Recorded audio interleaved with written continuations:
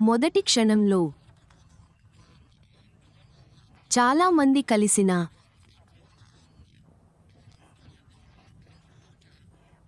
Ash ముఫారాతో కలిసి ఉన్నాము. మాకు అది చాలా నచ్చింది. ఆ ప్రయాణాన్ని చాలా ఆస్వాదించాము. శ్రీ ముఫారా చెప్పిన ఆ వాహనం అది పాసివ్లో ఉందని, ఆ వాహనం చెడిపోయిందని, చాలాసార్లు మరమ్మతులు చేయించుకుంటోందని, ప్రస్తుతం అది ఇప్పటికీ ఉపయోగపడుతుందని మాకు తెలుసు. కానీ అది సురక్షితం కాదు.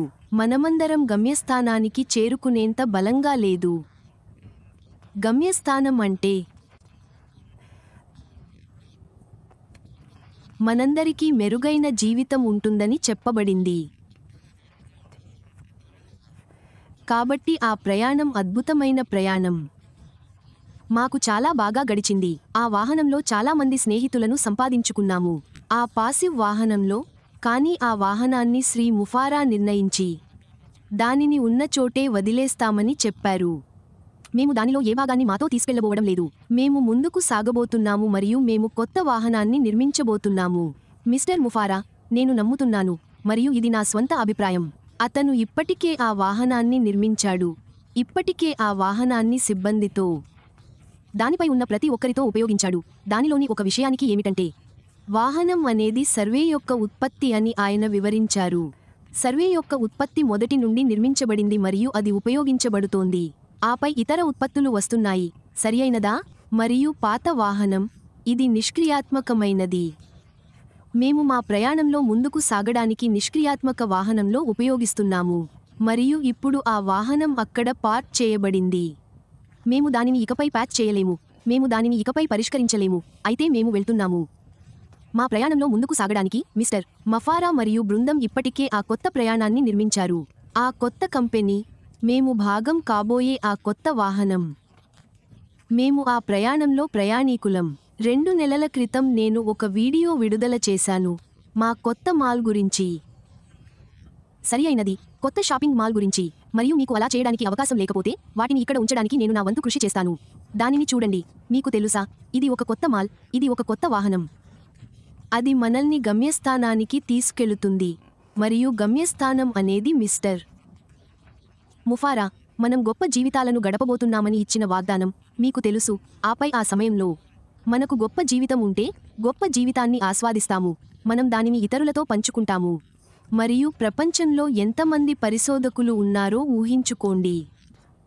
మీరు దీని గురించి నిజంగా జాగ్రత్తగా ఆలోచించాలని నేను కోరుకుంటున్నాను. సరే, ప్రపంచంలో ఎంతమంది పరిశోధకులు ఉన్నారు? మరియు వారు ఏమి చేస్తారు? వారు పరిశోధన చేస్తున్నారు. వారు డేటాను సేకరిస్తున్నారు.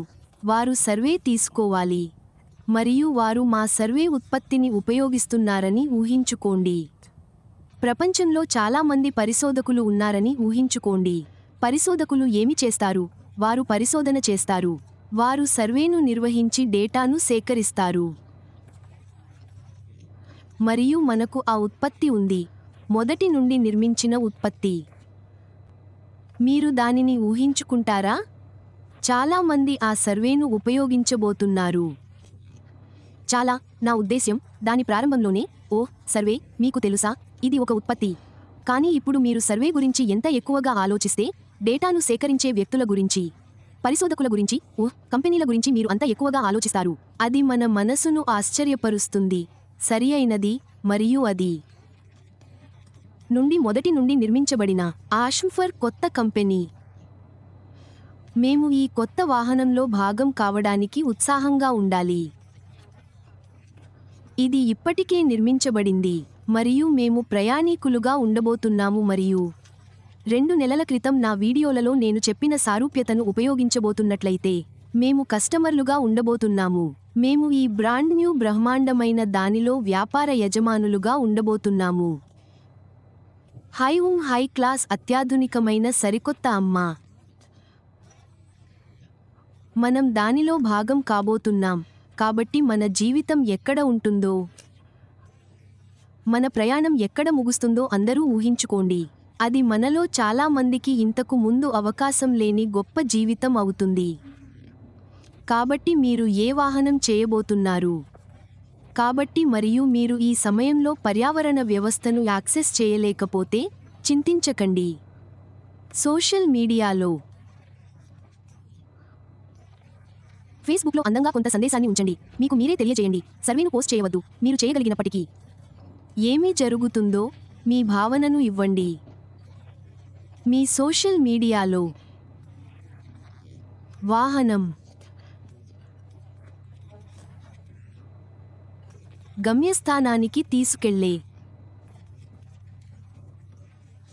మెరుగుపరిచే,